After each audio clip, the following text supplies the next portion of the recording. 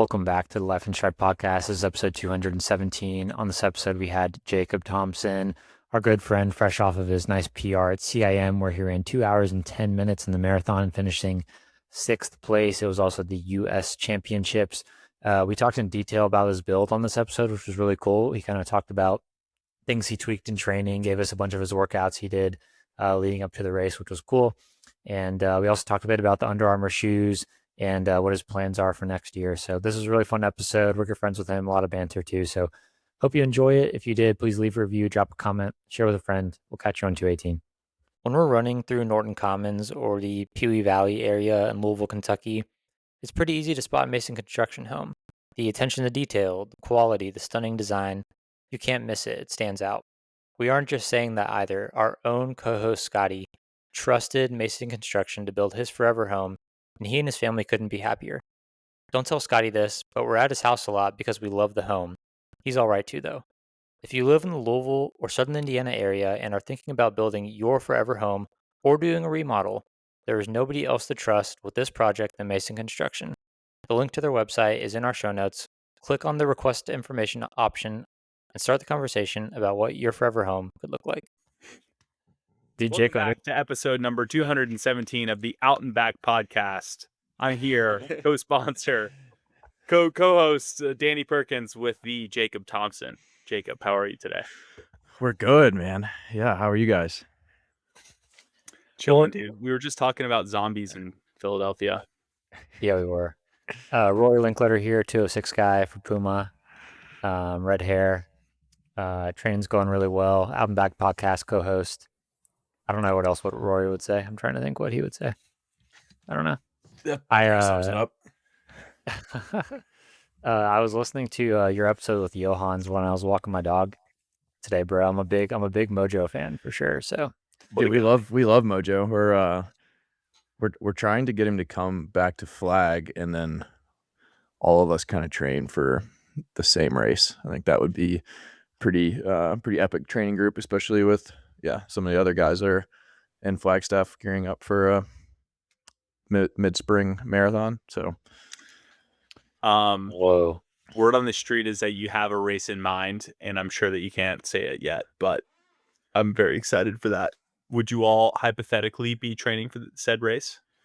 Yeah, I mean, I think that would be, I no matter what it is, like, I mean, even last year when I did Rotterdam, Rotterdam, Boston, Prague, Hamburg, a lot of those races are within like a 2 or 3 week window. And yeah, I'm kind of looking at it now, like, all right, I really want to do Boston, obviously, but does it make sense to do that? Or does it make sense to go back to Europe and try to run 208? Like, what, just kind of weighing the options now. But yeah, I mean, I would love to do Boston. I'm sure there'll be a lot of other people in Flagstaff. There always is a lot of people in Flagstaff training for Boston. So there's always people to link up with, which is, I think, maybe the next step in my training now too, is like, I had a really, really good block.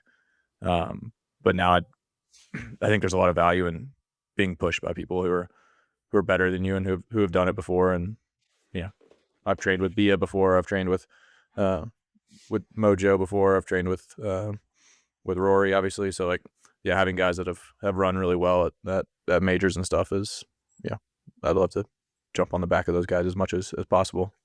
How do you all coordinate training runs? Like, whose do you decide that you want to do? Because so you probably all have different coaches. Yeah, we pretty much all do have different coaches. For our easy runs, like Monday, Wednesday, Thursday, Saturday, we actually have a group chat, the Running Gun Club, because sometimes we go to the shooting range afterwards. Are you really? Yeah, so there's a bunch of, I won't say a bunch of us. There's a couple Flagstaff and people who train in Flagstaff frequently who are in the group, and Mojo's in the group, even though he hasn't been here in like a year, and he like probably gets texts from us like 3 days a week, like, oh, we're going to Soggy Bottom 8 a.m. and then so whoever wants to go can go. Workouts gets a little bit more complicated and difficult just because we all kind of have our like separate agendas, I guess, which is why I think it would be sweet if we were all on the same timeline. Like, it makes those workouts a lot easier to hop in. Yeah. Do coaches get pissed that like you're Yeah. No, I jumped think in. Flagstaff is like one of those really cool places that outside of like a few groups, like everybody's pretty like collaborative. Yeah. I mean, like Bia and Rory worked out together a lot. Like I don't know, I used to work out with Bia all the time. Like I have worked out with Rory and Nico quite a bit. Yeah, like everybody's pretty collaborative in Flagstaff, which is a plus. I like that. The way I see it is it's like everyone versus the Kenyans because they all dope. So Not I'll take the defense of some Kenyans. Not all Kenyans dope, but I do think yeah, I mean it does seem to happen there more frequently than other places. dude, they have the most violations besides Russia and India. It's like they're number 1 or 2 on that list. It's by far. Yeah, that's I guess like training. Yeah, I guess it is a tough look like training in Kenya sometimes, but I know a lot of Kenyans that train in Flagstaff that I don't. Dude, Jacob, you ever get any think of? You ever get any runs in with G Rupp, bro?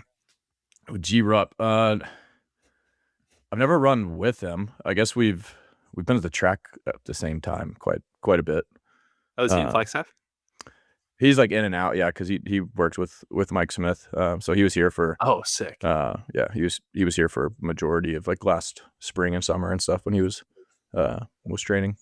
I haven't seen him in a couple months though. It's probably since because he ran what, Chicago. So like I guess I haven't seen him since Chicago probably. I guess I didn't realize he ran 212 in Chicago. Yeah, 209. He ran 209 in Chicago.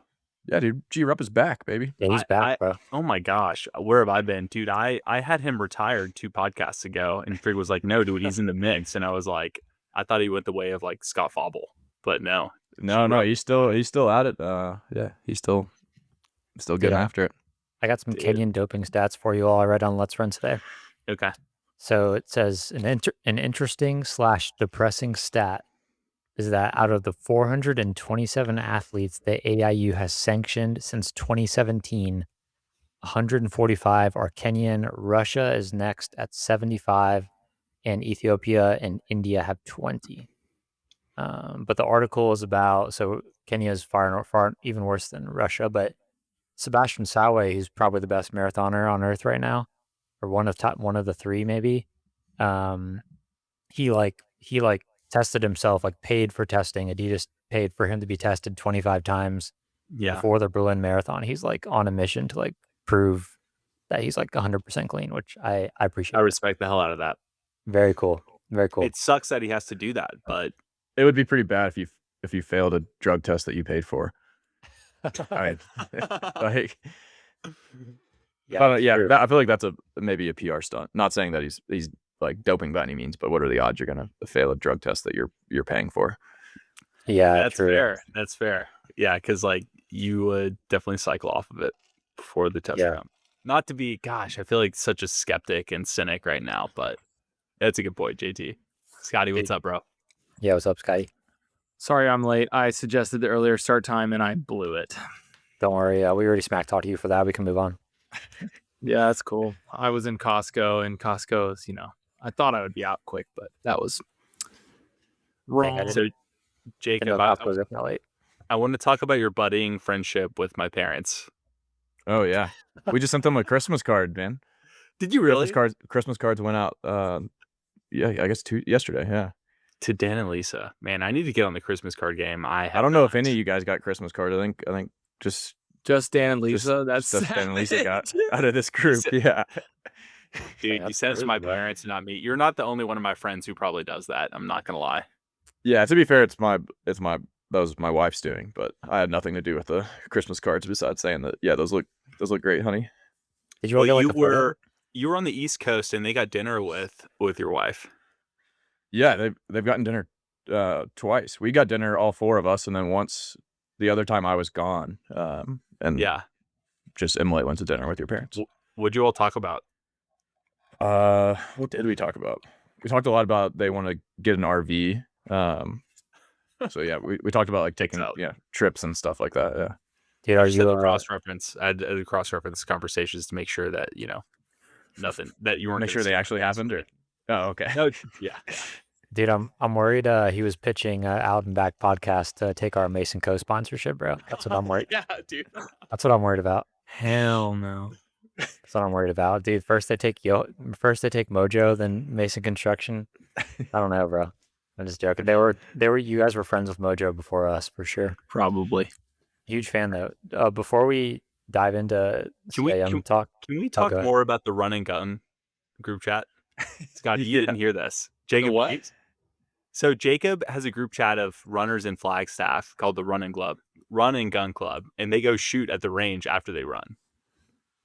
That's epic. Who's in it? Sick. I don't know if I can disclose all the names. I mean, Rory and I are definitely both in it. Well, I would just love to see Mojo shooting a gun with his German accent. You know, I could send you I'll send you a video off air of that going down. Guns are like not a thing in Europe. Like, if no, you yeah, have a gun, yeah, that's crazy. If you have a gun in Europe, you're like in mafia affiliated or something. Like you are. Yeah, I feel like a bandit. In Flagstaff is just, I don't know, like fairly normal. Is it illegal to have a gun in Europe, like in every country? Yeah, I'm pretty sure, unless you're like law enforcement. And I would bet that a lot of law enforcement do not carry guns in Europe. Oh, that seems Googleable. Well, let's see it. Yeah, ChatGPT that. Dude, Jacob, well, I want to know, obviously Johans is running Marathon Project. I want to know, I've seen some nasty workouts out of your athlete, Corbin Harris, friend of the pod. What's the prediction for Corbin Harris at the Marathon Project? I think I will really want him to get one on the board because he's supposed to do Chicago. Training was going like super well and just like a little injury flared up. So he basically just backed off, cross trained for a couple weeks, which unfortunately kind of happened right before Chicago. But yeah, I mean his definite goal is to OTQ before the window closes. So like I think a good step forward is if he runs 2:18 or so. Yeah, which I think at the Marathon Project is one of those races that you could run 2:18 pace and have a great day and end up running 2:16. So yeah, we'll see how it goes. But yeah, I mean his workouts and stuff definitely say 2:18 is in the card as long as we don't do anything. Did you see Strieg's nasty workout this morning? I didn't see the workout. I've been seeing the mileage though. Oh yeah, we got our high school. So we have a group chat for like 15 years since high school, and Jacob tried to make an emblem for it yesterday. It was like group chat, like friends for 15 years, and then it had all our names around it. And Jacob like listed all of our names, and it just like it put all of our names except Jacob's, and he specifically said, please put my name in, and it would not put his name. I'm like, I was sending the screenshots of the conversation I was having with ChatGPT, and then it was like, I don't have like the paid ChatGPT, so it was like, you're out of requests. You ran out of the 3 pictures a day or something. Yeah. But they were gassing my mileage up in the chat the other day in there, so that was nice. I think 140 might be the magic number. It's the magic number, bro. It's the European number. It's like, what is it, 220 or 230 Ks? Yeah, something like that. I feel like I was talking to our buddy Jack Keys this morning, and he was like, "Do you think you'll go over that this build?" I was like, "Nah, I don't think so." Like, I don't know. I don't know if I ever will like really push over like 140, 150. I just don't think like at some point like enough is enough, and you just got to focus more on like making your workouts faster and stuff. Like instead. Yeah, I feel like that's kind of like the Canova thing, isn't it? It's like 140 a week. Yeah. I feel like you're a big Canova guy. Yeah, I've been deep diving Canova, bro. Like that reel got like over 100 followers on Instagram. It's crazy. Yeah, Canova's a good one. Yeah, people love talking about him, Emil Karras and Alex Yee. They were doing that Canova stuff before Valencia, bro. How many hours a week is 140 miles? How many hours does that take you? This blew my mind. He told me last week. I think it's 18. You said 18 to 20 for me. I'm like, last week I ran 18 hours and 5 minutes, 141. Pro cyclists are training 30 hours a week. That's what. Yeah, if you look at triathletes, it's like I think that's why triathletes make such good like runners. Is like, oh, the guy who exercises for 5 or 6 hours a day is good at the marathon. Like, what a surprise! Like, who shit? People are like, oh, they're triathletes. Like, they're not like, yeah, but they're obviously. I mean, dude, my buddy Grant he did like 11 hours for his first Ironman, and which isn't like crazy, isn't like bad at all, but he trained 20 hours a week. Yeah, Like- I feel like that's like the minimum for triathlon. Yeah, like if you want to like not run like 16 hours, if you want to be like in the 10 to 12 hour range, you have to put in, dude, he put in 6-hour bike rides like every weekend on top of a long Oh run. yeah. That's like 8 hours on a Saturday. Like there goes all your time. Dang. Yeah, he probably went and ran the next day too. Like long run. Legend, bro. Yeah, I Yeah. think it's super interesting, like seeing Alex Yee doing as well as he is. Like, I think I mentioned this on video I made. Like, he clearly had an amazing like aerobic base from doing triathlon. He was just doing Olympic stuff too. It wasn't like he was doing Yeah. Ironman, but like, Which is even crazier. Yeah. yeah. But then like he I just think it makes sense.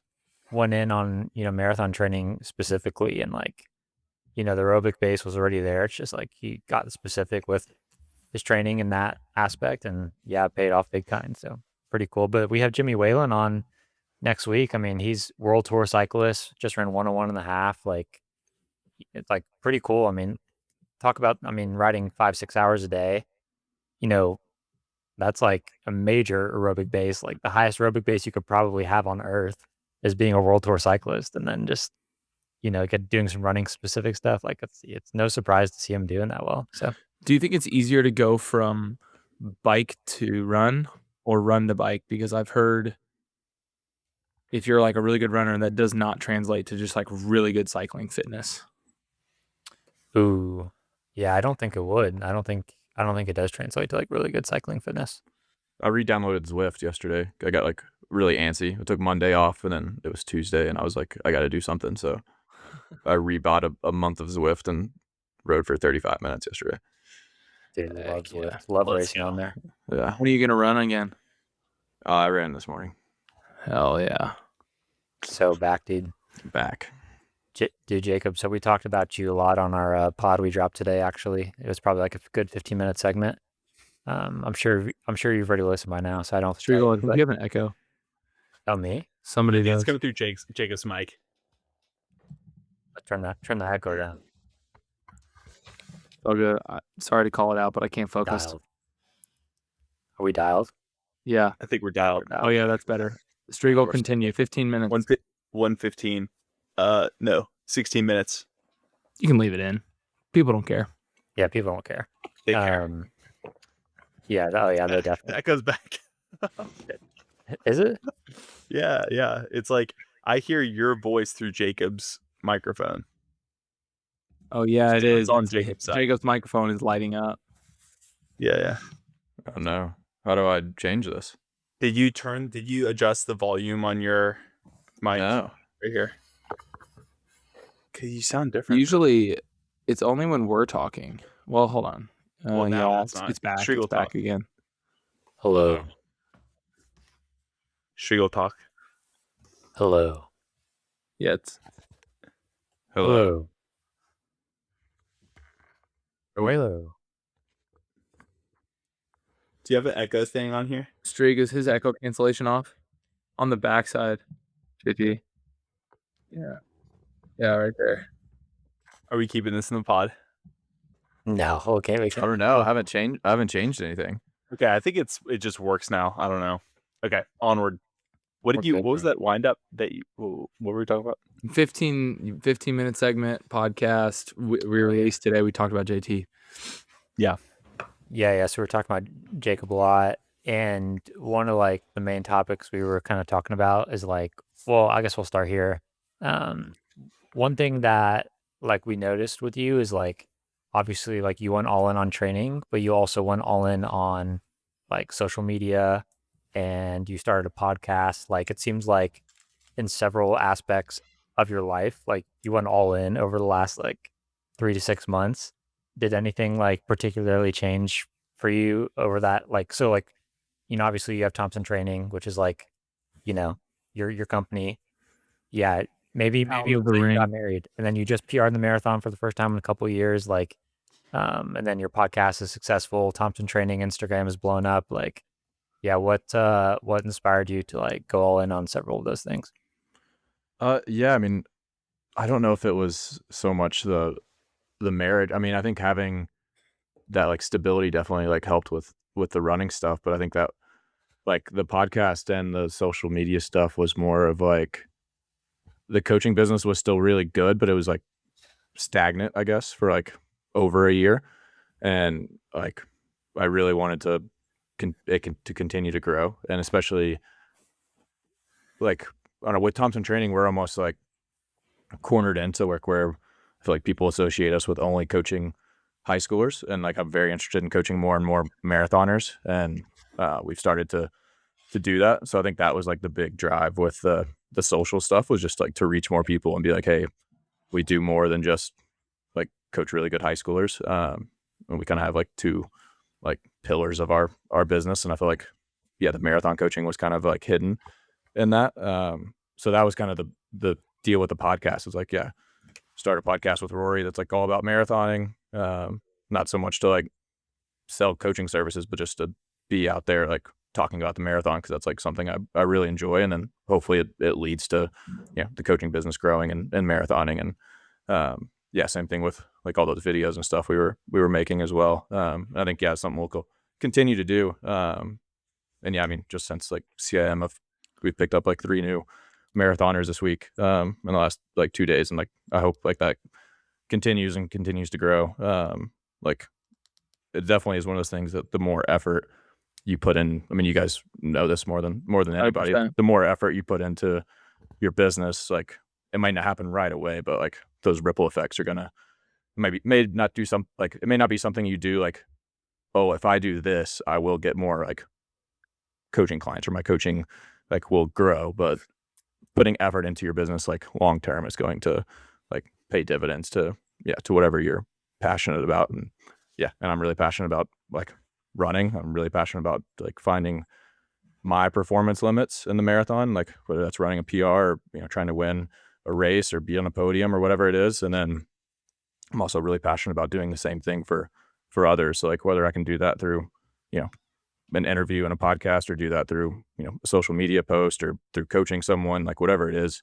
Yeah, like that's what I'm really passionate about doing. And yeah, we weren't really doing anything like that for the year previous. And so, yeah, I kind of just like decided one day I was going to like really focus on it. And yeah, that's pretty much it, I guess. Yeah. You locked in, like you. Yeah, definitely locked in. Like everywhere. I'm a very big, like routine and schedule guy. Like almost to a fault. So, yeah, I was like, all right, like I'll make my schedule, and like I do what's on the schedule, and I check the box and I move on to the next thing on the schedule. And, you know, whether it's, yeah, getting an interview or making a post, or, you know, getting my double or the sauna, or, you know, red light, whatever, like the training thing I'm doing is that day. Yeah, I want to do everything with like as much like purpose as I can. Like, I believe if anything's worth doing, like it's like you should do it well. So that's kind of like the motto, I guess, I live by. Yeah, JT, one thing we talked about too in that podcast we released today is you were like in a pretty gnarly like cycle of, it was like injury, and then you're like, man, I don't know if I want to like keep doing this. Maybe, I don't know that you necessarily said that specifically, but you were like, okay, Under Armour, you know, continue my contract, but you're also like halfway injured with your hip and stuff. What switched there with you, like mentally, physically? Obviously you got healthy enough to train, and you had a crazy block for CIM. Obviously, like you finally had a great block and finally had a great result after 2.5 years, right? But what was the switch there? Yeah, I think the switch really was figuring out the injuries. Like, I mean, I tore my labrum, which is honestly like way more common than like most people have a torn labrum or something like that. So it's not like that's like, I mean, it can be super debilitating, but it's not like, you know, career ending. And I think once I kind of figured that out, and how to manage my like the hip impingement, and basically to just be able to train pain free, like I have zero problem like pushing myself like to the edge. But like if you're in pain doing that every day, like that's not it's not enjoyable. Not sustainable. It's not sustainable. And like I kept putting these like last year I was like, I want to run fast at Houston half, and like I put together a training block, but like it wasn't pretty and it wasn't long enough, and like Houston didn't go well. And then I was like, all right, well, like I want to run really well at the US half marathon champs, you know, 6 weeks later. And it was like did this little mini block, like it was all right, but it wasn't what I needed, and like the race didn't go well. Right. I was like, all right, like I can run Rotterdam. I can like save this. And like, you know, same thing. Like the training for Rotterdam was actually really good. It was just like, it wasn't long enough because like I tried to focus on these other things like before it. And so like, yeah, finally this summer I was like, all right, I took the longest break I've ever taken. I took 4 weeks off because we do our running camp. The week after our running camp, I got married. And then 2 weeks after that, I was on my honeymoon. So it took 4 weeks of, I mean, I ran like 2 days. Like I ran like basically 4 weeks of running like 10 miles a week. Wow. And then I came back to Flagstaff and was like, all right, I have 18 weeks until CIM. Like I'm going all in on CIM. Like I did a couple races obviously in the build, but they weren't like, they were part of the program. Basically the program was the CIM program. And I think, yeah, just giving myself like a long runway, doing it smart, like being super consistent. Like I had a really good build. I think it's the best marathon build I had, but also look back at it and I'm like, nothing I did was like crazy or like super hard.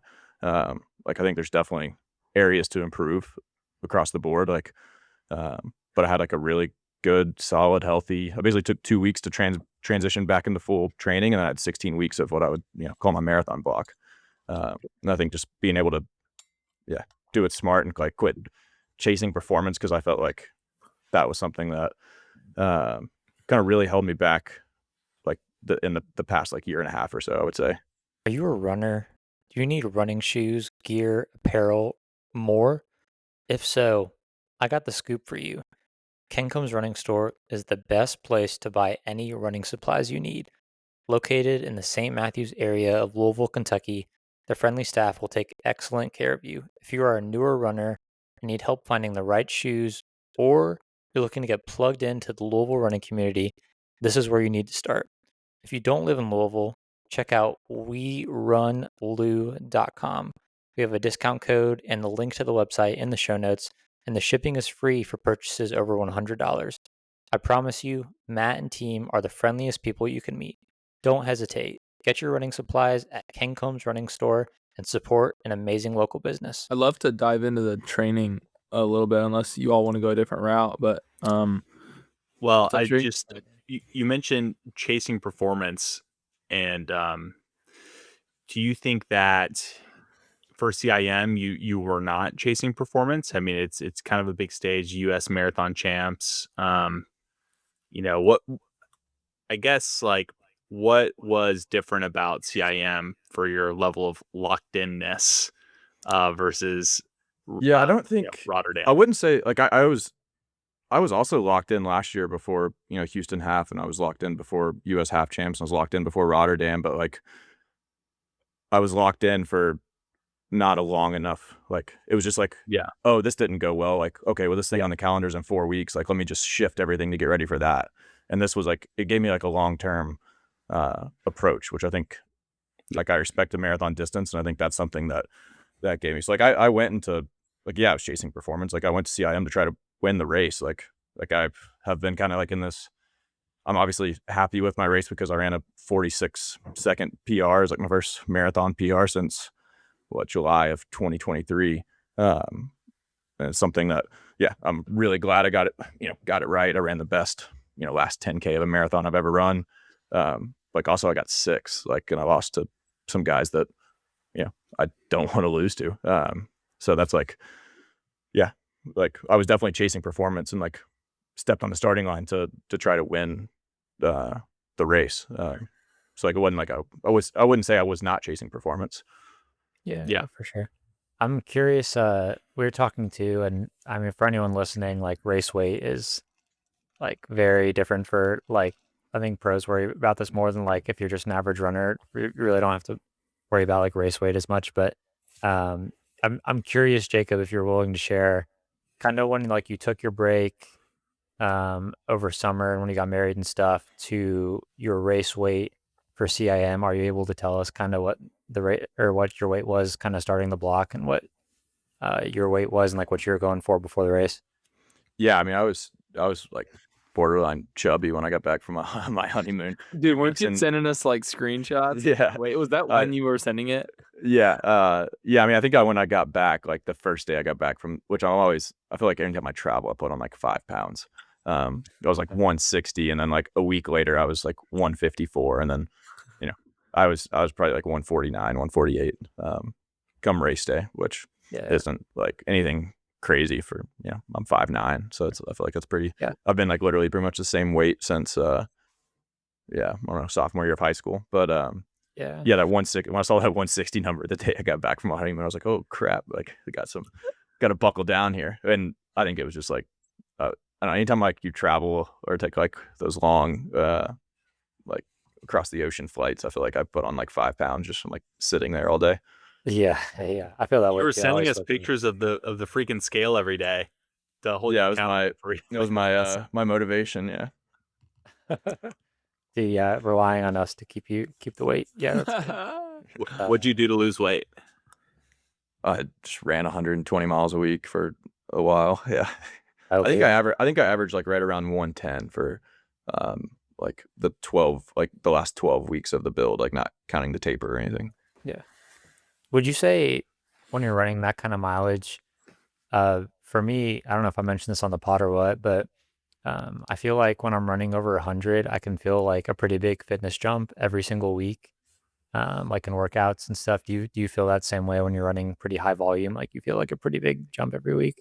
Yeah, I think so. Like it almost like the opposite effect. Like if I were to take like a down week because I had like, a travel day or, like a race or something, and you only run like 90, you're like, oh man, like what did I even do this week? Which like, someone who has never run 90 is probably like, that's insane. Like that, I can't comprehend that. But yeah, I think like I started running 100-mile weeks in college, so it's something that I know works well for me. And obviously with the marathon, like we were just talking about, that 140 number, I've never run that much. Like I hit 130 for 1 week this build, but I had I think 4 weeks like 120s. So that's something too that I think like, you could push even, like I could push even further in another build.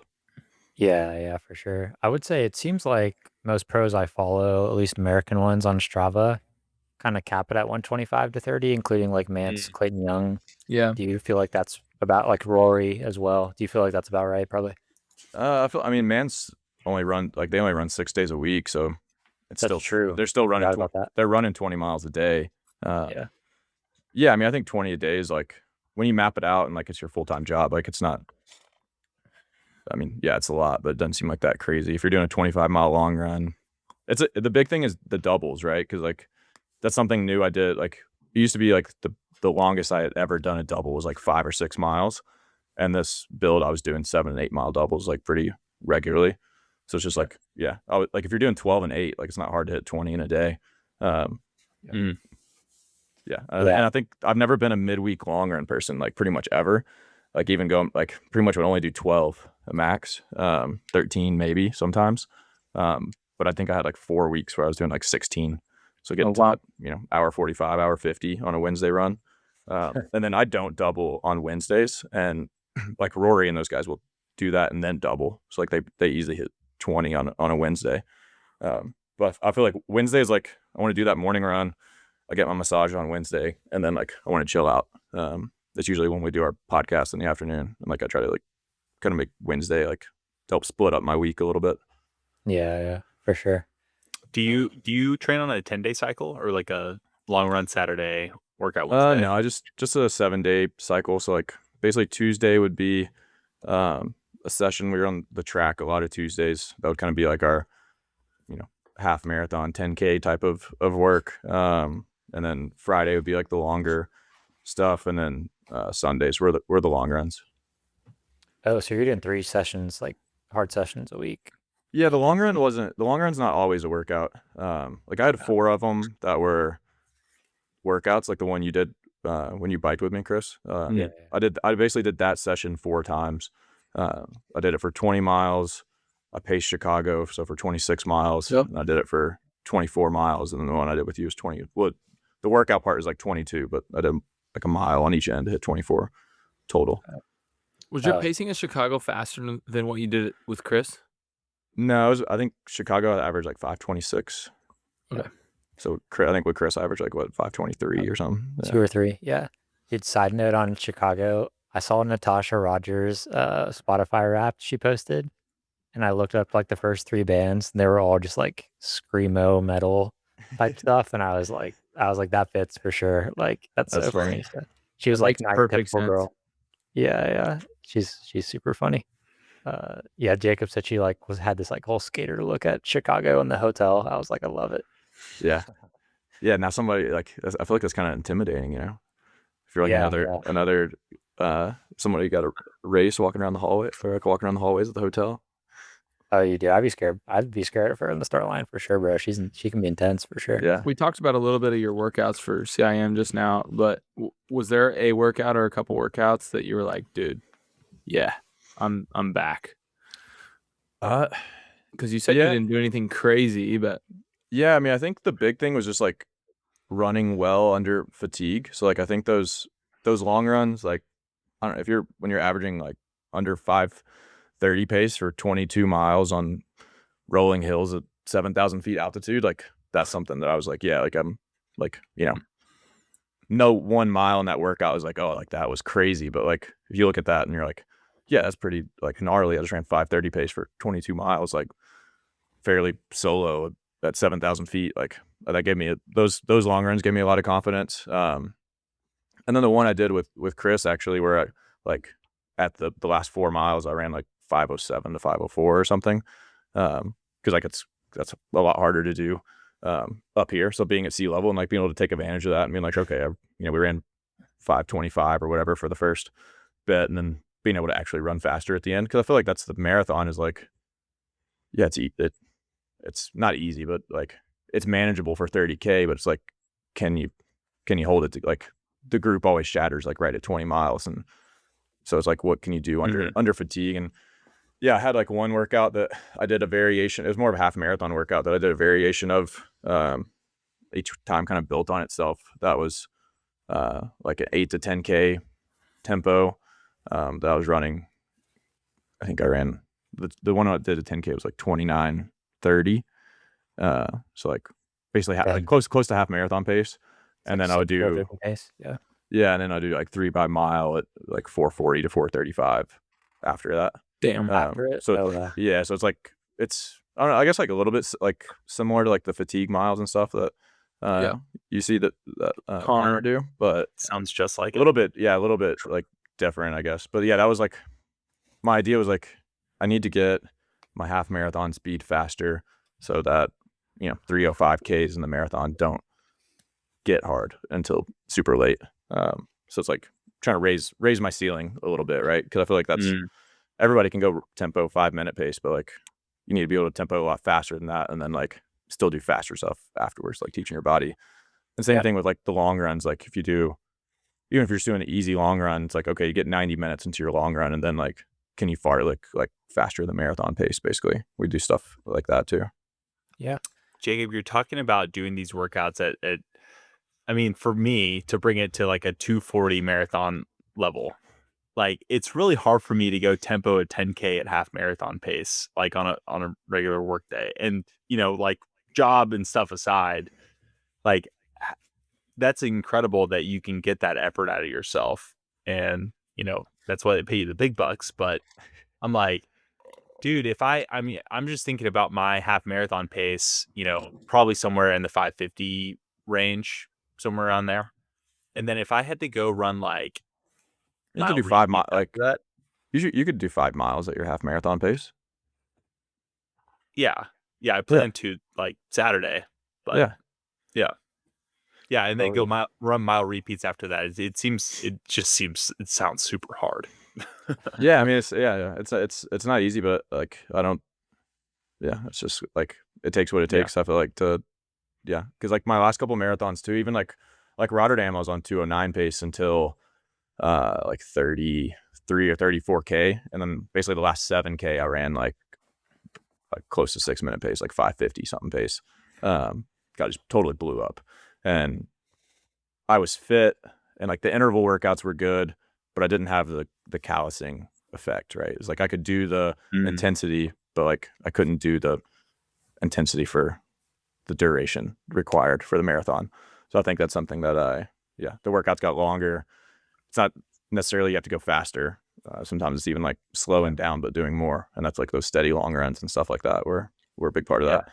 Yeah. So let's take those like callousing workouts. Let's like categorize fatigue mile repeats as like a callousing workout. Like that's something that's you're gonna grind on. How many of those type workouts do you have in a block? Let's see. Let me pull this up.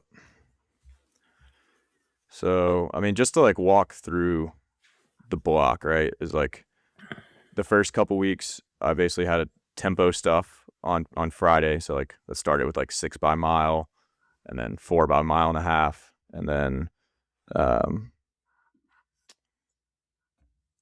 12 miles of like in and outs, basically. I would do like a mile at 5 flat and a mile at 540. And then I would do an 8 mile tempo. And then I raced a 10K. And I did a 10 mile tempo. And after that was right when I started the fatigue stuff, I guess. And I would do that like every other week. So yeah, the first one was like 8K and then 6 by 800. The second one was 10K and then 3 by mile. The third one was back to 8K, but a little bit faster, and then 3 by mile. And then I raced a half marathon. So it's like, and then, yeah, it's a callousing workout. Yeah. And like 2 weeks after that was, or then I raced the half. And then the week after the half was the long run I did with Chris. And then the week after that, I did a 20K tempo at literally like the same pace I raced a half marathon. And then I did a 2 by 5K, and then it was race week. Yeah. So that's like really quickly, I guess, like going through like pretty much the whole block. And then the Tuesday workouts were like a little bit faster stuff. Like, it could be 12 by K, it could be 25 by 400, like whatever it was. But that was usually like days I was on the track. We were talking with a buddy of ours this morning, Colin Zalman, and we were talking about the half marathon. And dude, I don't think there's a way around it, but half marathons just suck. I think it's the hardest distance. I truly think it's the hardest distance. It's the only one that like 5K suck, but it's kind of over so fast. 14, 15, 16 minutes and it's done. But like, I think the 10 mile is like the best race distance. On the road, 100%. Yeah, because that's right when the wheels usually like for a half, 8 to 10 is like when the wheels really start to fall off for most people in the half, and it's I feel like 10 miles is like the good underappreciated distance. Come race the Papa John's 10 miler. There's a lot of competition for you. Dude, I would love to race Papa John's 10 miler. Well, give us like a 3-minute head start.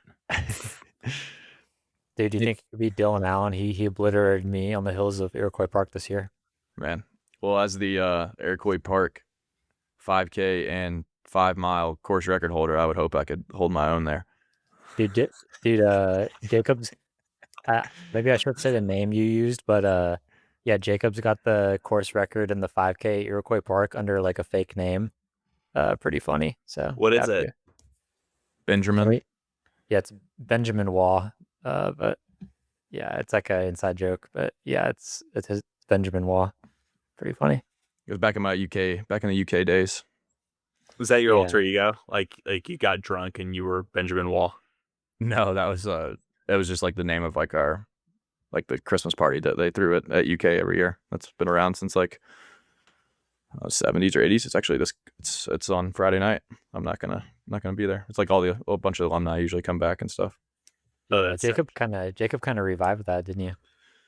Yeah, it went on from like the 70s until like 2004, 2005, and then basically had like a 10-year hiatus until I got to UK. Is it just cross country and track? Yeah, it's pretty much just cross, all the cross guys. But like a bunch of I'm like still on the email chains with like all the guys from the 80s and stuff. They still like they all get together like and fly in and do like a big Keeneland. They usually do like this year they did Keeneland and the UK Texas game, and I think it was like 2 years ago I was in Lexington, so I like went and hung out with all of them. I love the old guys. Who are like were there pros ever to come out of Kentucky besides you? I guess like was Luis a pro? Orta? Yeah, Luis Orta. Bobby Curtis. But he didn't go to UK. He went to Villanova. No, he didn't go to UK. You're right. Yeah. Matt Hillenbrand. John Richardson he ran for Reebok, I think, for a year or two. Yeah. Back in the day, it was back in like back in the Swags type of era. It was a guy. Shoot, I just went totally blank on his name. He's still he's a big cyclist now. Okay. But yeah, I've crossed paths with him quite a few times. Dude, so Matt Hillenbrand was a couple years older than Jacob. He went to St. X, and pretty confident guy for sure. And I would say him and Jacob are both pretty like strong-headed guys, maybe. And dude, every winter when we'd like pull up to Seneca Park for a long run, and Jacob and Matt Hillenbrand were there, you just like knew you were gonna like do a race effort on the long run, because like Matt always like would tell Jacob he he loved telling Jacob that his like single A state titles like didn't mean anything or whatever, and it's just like Jacob was like, dude, I have the overall state record, like it doesn't matter. And like which he was right, like Jacob would have obliterated anyone in any division, but like yeah, Matt Hillenbrand loved getting under Jacob's skin, bro, and then they just like duke it out on the long runs. It sucked. Matt just really hated me because I beat him when he was a senior and I was a freshman, and he liked to just try to he was always looking for something. But yeah, dude, he's smack talker, bro. Yeah, you guys. That reminds me of me and Sam Meredith. Whenever me and Sam Meredith meet for a Seneca long run, it just ends up in a full-on dead sprint at the end of 20 miles every week. I see some of your all's I've seen some of your all's runs. I'm always wondering what the hell's going on. Yeah, like Striegel prescribed like 6 flat pace for like moderate or like threshold or something, LT2, and we end up like 5:21 like the last like 3 miles, just racing each other. Like that's kind of Sam's MO though. That's been Sam's like MO since high school. And I'm not good for him because I egg him on. I'm like, you gonna catch me or what? Like, are we racing or? And he'll just like come right up next to you and he's like, I hate you. Yeah, toxic, bro. He's getting fit that way though. He is either real fast or real hurt, baby. That's the MO. Yeah, he crushed his workout tonight. His last two 2K rips tonight, Scotty, 5:17 and 5:14 pace. I was like, dude, yeah, I was like, my goodness. So dude, we were supposed to get 5:25 on the last rep, but you got to start giving him just continuous workouts, so he can't do that. Oh, like jog rest. The rule is anything under 2 miles you can muscle through, so it doesn't count. Yeah, fair. If you're training for a marathon. Fair enough. I agree with that. I was thinking about that. Actually, I was like, I can do anything like 5:20 pace for like reps, but when it comes to like actual sustained effort, that's where it gets really hard. Scotty, you got to start doing like the in and out like tempos where it's like 8 mile tempo, but you go like 10 seconds fast and then 20 seconds like, just for a round number, say it's like, oh, you did it today. That's what I got to go see your Strava. Is that the workout? Your monster workout? 1K on off. Yeah. And he ran a 1:11.5 marathon. Yeah, dude, it was tough. It was tough. It was good. Bro, I kind of want to talk about CIM for a couple minutes before we wrap here, because we haven't talked about CIM, but that's crazy. You just got 6th and had a crazy race. I mean, first place was only like, it was less than a minute. Yeah. I mean, first off, like props to the Joe Whalen, the guy. I listened to his episode actually a couple of days before the race because I guess that sounds like kind of disrespectful. I didn't think he was going to be a player in the race really, and then when no one knows who he is. I didn't really either, to be honest with you. Like, he went from 1K in, like it was before we hit the 1K marker. He had a 10-meter gap, and I mean, I'll be honest, because Footsum and I talked about this after. My entire race plan was to just like try to annoy Footsum and just follow him everywhere he went. Like I was like, if anybody makes a like the only person's moves I'm covering this whole race is Footsum's, no matter what. And so we all just let him go, and then like Footsum would like get back in the pack and be in like 7th place. So then like I would drop back and get like the race was really punchy. Like we'd run like 3 flat, 3:10, and like because like nobody really wanted to go. And I actually did say like multiple times, I'm like, that's a 2, like once he started to get a sizable gap, I was like, that's a 2:12 guy, like we should probably pay attention. And CIM's like kind of deceiving because it's a lot of straightaways, so you could see him pretty much the whole time. There's times he got, I mean, I think his lead got up to like 84 seconds at the biggest point. Wow. Which is, he had over a minute at halfway. And are you updated at that? Or no, I would just look up. It's a straightaway. So like I would look up the road and like, okay, he just crossed that like street time. And then look at your I'd watch look at and- my watch and be like, okay, he's 48 seconds, guys. Like, we're halfway through the race now. We should probably start like. But nobody wants to be the sacrificial lamb, basically. So Yeah. nobody. We didn't really go. And then like Christian Allen or somebody would like go to the front for a little bit, and like I wouldn't cover it. So then like Footsum would have to come out of like 7th place, go around all of us, cover Christian Allen's move, and then as soon as Footsum did it, then like I would go. And after the race, Footsum's like, dude, why'd you keep letting like those gaps open enough? And I was like, dude, I thought this was a 2-man race. Like I was only worried about covering your moves. And yeah, I turned out to look like a fool in the end because I was 6. But yeah, I mean, everybody in front of me also ran pretty big, substantial PRs. So yeah, the weather was great. Like the weather was about as perfect. I heard it was perfect. Yeah. When did Footsum go? His basically the last 10K. So like right at 20, the group pretty much splintered. Yeah, I think Footsum ran sub 30 for his last 10K. Did you try and hang with him? He actually didn't make the first move. The guy who finished 4th, JP, who I'd beaten in that half marathon a couple weeks before, and he ended up running like a 4.5 minute PR. I think he was a 2:15 guy coming into the race. So like another guy that I'm like, a lot of those guys are going to be with you for 18 miles, 20 miles of the marathon. Yeah. But like when the pack splinters, I'm like, okay, those are the guys that are going to splinter, right? Yeah. He was the one actually at 20 miles made the first move. And it's another one of those things like Footsum covered it, and I was like, okay, I can't cover that right now, but like I'll kind of stay right here, and like those guys are going to come back for sure. Like Footsum might not come back, but everybody else is coming back, and yeah, they just didn't come back. And I think I ran 15:40. I actually have the splits. I was looking at them yesterday. I think I ran 15:47 from 35K to 40K. So that was my slowest 5K of the race. Still pretty solid though. I mean, yeah. So I didn't die. Like it was my slowest 5K of the race by like 8 seconds. So like I basically went from running 4:57 pace to like 5:02 pace or so for the last 5K. Yeah, you were hovering around 4:59 on the tracker like all race. And, yeah.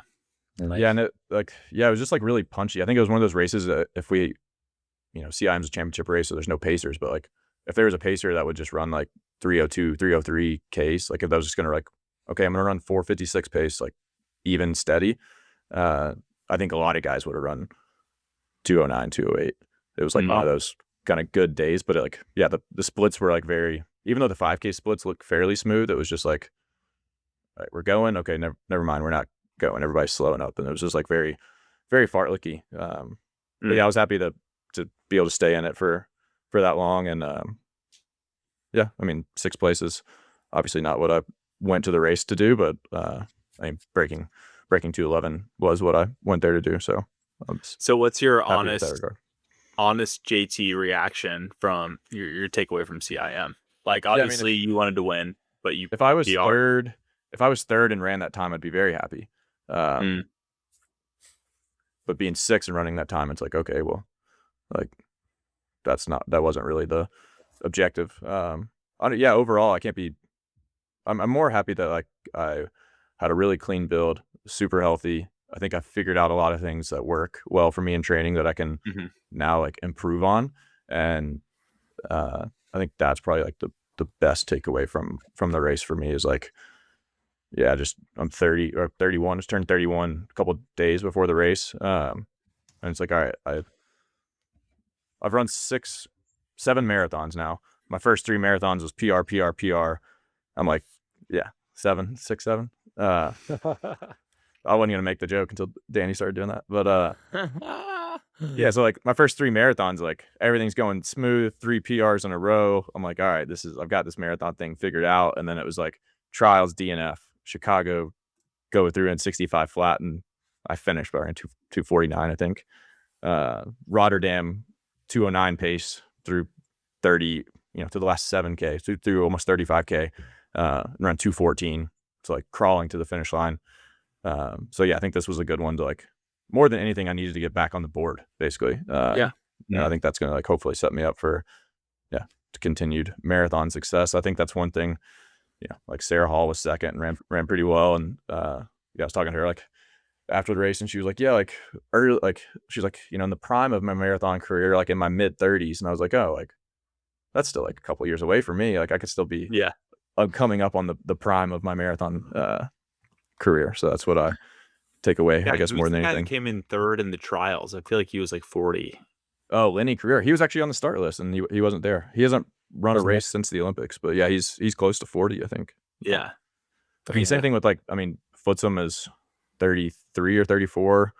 Like Bia Sambasa's, I think he's 2 years older than me, 2 or 3 years older than me. Like a lot of those, Clayton Young's 2 years older than me. Like there's a lot of those, the best American marathoners right now are 33 to 35 years old, pretty much. I mean, that's when Rupp, that's basically when Rupp was running in his prime as well. It was like when he was like 34, 35. Yeah. Dude, Footsum was a surprise to me a bit. Like I mean, he's not really, he has like a weird sponsor now, doesn't he? And does he even live in Flagstaff anymore? No, so he went to Eritrea for 12 weeks and came straight from Eritrea to the race. Yeah, so I asked him if he was coaching himself, and he's like, no, when you go over there, like you just do the program. Like it's just like, that's like those videos you see, there's like 40 Kenyans on the track and everybody's just doing the program. Just doing the program. Yeah, we were talking about that on when Jake Bearclaw was on the pod on Monday. We were talking about Petros, the German guy that got second at Valencia. Yeah. Oh yeah. And there's those funny videos on Instagram. I don't know if you guys have seen this. It's like a Kenyan coach's page, and he's he's like saying the workout, and they're all saying, telling the guys to work out. He's like, today we're doing like 10 by 1K on off, and he's like got these guys. Oh, dude, I've seen that. Yeah. Petros is in those videos a lot of the times. He's like a 204 legend working out these guys. It's so funny. So it's so good. That's all like Canova stuff, pretty much. I mean, that's like, or Patrick Sang. That's like a lot of them are like in those big groups, and they'll have like 3 groups because there's like 60 people on the track. Yeah. Dude, Patrick Sang's the GOAT. He's the one that has all the athletes that just got popped. Yeah. They got 3 That's athletes. unfortunate. I read a book. Chogi's team, bro. That's the only book I've read, and it's about like his coaching. Yeah, Danny, not to circle back to the pessimistic like doping talk, but you said that was the guy that just got popped. Was it yesterday? That he was the 5th guy from Kipchoge's camp to get popped. Dude, it cannot be Kipchoge. I think Kipchoge's in the clear at this point. I think he's just in the clear at this point. Like, whether he did or not, who knows? Yeah, I hope not, man. He seems like too good of a guy to do that, but you never know. I think like there's way more doping. Like it seems like doping is so bad right now, but I think it's way worse than people even like realize. Like it's so deeply rooted in all pro sport, like or a lot of pro sport for sure. It seems like a really simple fix, which I mean, I feel like there's a lot of simple fixes that you could probably pitch to like the NFL commissioner and stuff, but like the issue, I don't know, the way, not to like get on a soapbox too much about it, but like the issue, especially over in like in East Africa, is that the reward is worth the risk. I feel like in the US, like maybe for the top people it is, but like I don't like, if I make an extra $25,000, like that's awesome, but it's not gonna like change my life for the rest of my life, But like if one of those guys can get on a podium at Boston, or like makes $50,000 at a marathon or something, like that is life changing, like money. So like it is, the risk to reward ratio gets like thrown out of whack over there, I feel like. And then on top of that, it's the coaches and the agents who've had like athlete after athlete after athlete popped. And I think a lot of agents would be like, it can't be like a one strike and you're done, but like, hey, you have 3 athletes test positive within like a Olympic cycle, like within a 4-year window, like you're banned. Like you can't represent people. Cause like to them, like they can go to these camps and there's 60 people there all trying to make it, right? And they're like, hey, I can get you there. And they show them how to do everything. And then just take this camp. If the athlete has all the success, they get the money. If the athlete gets popped, it's like, well, no skin off their back. They just can go repeat the process, right? So do you think there should be a lifetime ban of athletes that test positive? Yeah, I think there should be a lifetime ban. I mean, it'd be a lot more than a slap on the wrist. I mean, it would be like, but I think it's even more important. Yeah, I think even more important than an athlete lifetime ban is there needs to be accountability for managers and agents and coaches. Yeah. Like if you go on somebody's World Athletics profile, it shows who's their registered coach, who's their registered agent. If that athlete tests positive, and that coach, manager, whatever, because like there's athletes like shoot, I forget the guy's name, but who's the agent that has so many people? Federico Rosa. Yeah, like Rosa has like 20 people popped. Like you can't say he doesn't know what's going on. Like, yeah, maybe if he had 1 or 2, like you can say like, oh, I didn't know what was happening. But can you imagine if you put it on the agents and the coaches, then it would make them be the ones accountable. So like they would be the ones who would like be responsible to test these athletes, because it's like, okay, if I'm going to put the risk of my coaching career ending if you get popped for doping, that's really interesting. I think that is going to be a bigger fix than, I think a lifetime ban is good, but I think that is a bigger fix, is like put some responsibility, because like let's be totally honest, like who in East Africa is like, yeah, like I know how to get testosterone and EPO and how to use it, and how long it takes to get out of my system. Like, no, it's like it's athletes and coaches and managers and handlers that are like setting that stuff up, I think. So I think there needs to be some responsibility for those people, because they have a stake. They have a huge financial stake in the game. Do you get win 25K and go back to East Africa, you're set for life. Come back to the US, you get a Honda Civic. Yeah, you would. I used Honda Civic. Yeah, dude. That. You get a Hyundai Elantra. Let's land this plane, boys. Jacob, what's next from here? What are you going to run in 2026 in the marathon? I want to do. I haven't told too many people. I want to do 3 marathons in 2026. Let's go. Is what I would like to do. Do you feel like that's crazy? I feel like I've been doing that, man. Come on. I feel like it's becoming more. It used to be like 2. Early in my marathon career, I was like, I'm only going to do 1 a year, because like, I don't know. Yeah. So like, but yeah, now I think I'm at the point where like, I want to put 3 big dates on the calendar and circle them. And then also really, we talking about the half marathon. I have a long overdue half marathon PR as well. Like, I think that's going to be a key to raising my ceiling in the marathon, is going to be lowering my half time. Big KDF half, baby. Yeah. Fastest course east of Mississippi. I'm not going back to KDF half, but yeah, because the same thing that we were just. Oh yeah, I got beat by a guy that got popped, and then shame on you, Chad Wagner. I emailed you about it, and you didn't email me back. Crazy, bro. That's some BS, bro. That pisses me off. Yes. Yeah, Jacob deserves his money, bro.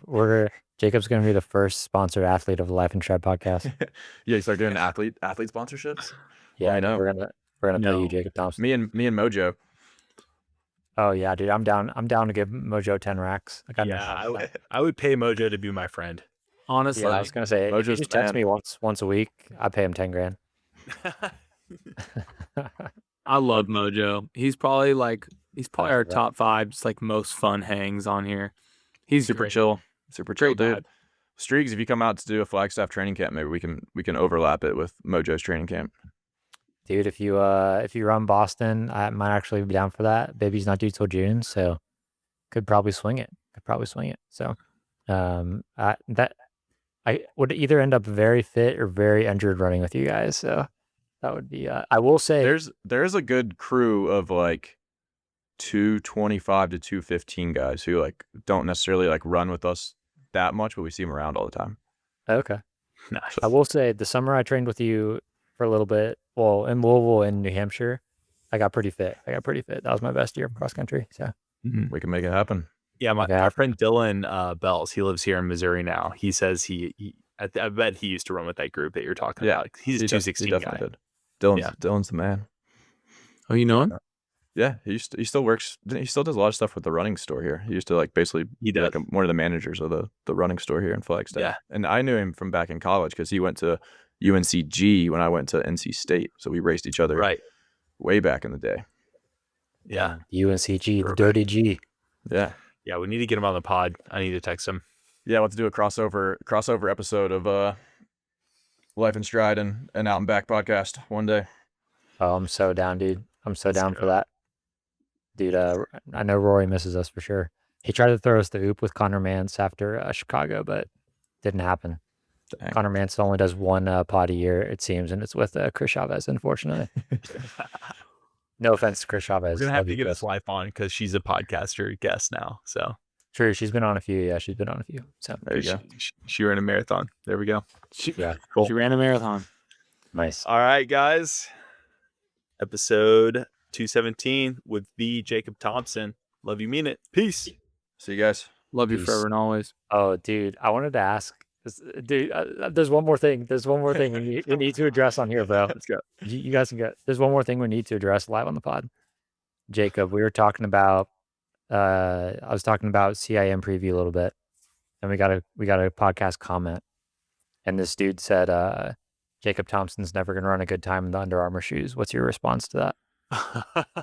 Oh, this is I also listened to a pod where Danny and Scotty were just trashing the Under Armour shoes. I'm sorry, man. Dude, those ones that It's not you personal. that I did those tell ones, you. All right. So for You people did. listening out there, I said this is the old foam, not nearly as good as the new shoes, but I had extra ones, so I sent them to Danny and Scotty. I never heard anything after I sent them, so I assumed that meant they didn't like them that much. But the Velocity Elite 3, yeah, I think it's as good as any other shoe out there. Have you I mean- tried any other shoes? Have you put anything else on?